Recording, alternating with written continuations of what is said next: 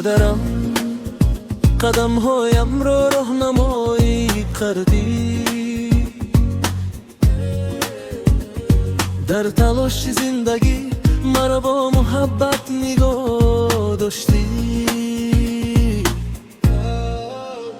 هر سحر با نوری امید مرا بیدار میکنی،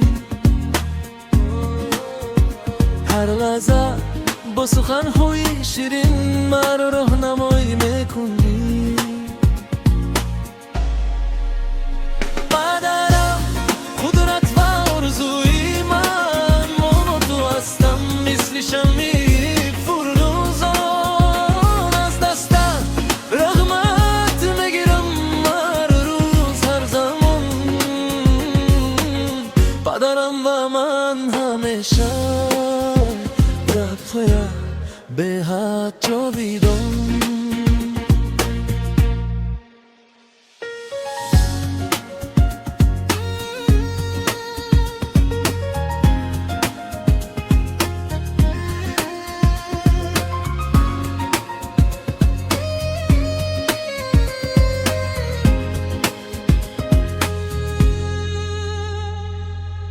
با تو میاندازم قدم های قوی،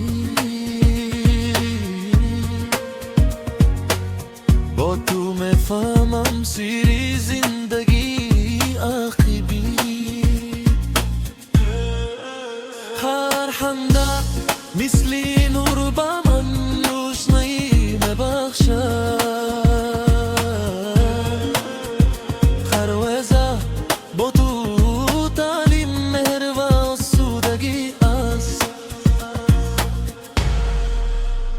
پدرم قدرت و آرزوی من رو تو هستم، مثل شمعی فروزان از دستت رحمت میگیرم هر روز هر زمان.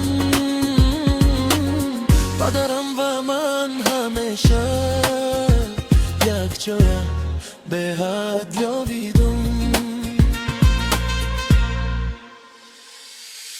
هر درخت مثل یادهایت راست می شود،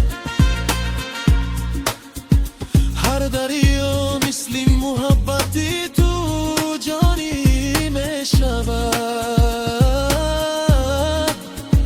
در دلی من همیشه میمانی پدرم، همیشه راهنمایی من،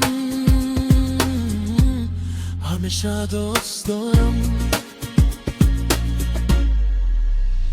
پدرم قدرت و آرزوی من با تو هستم، مثل شمعی فروزان از دستت رحمت میگیرم هر روز هر زمان.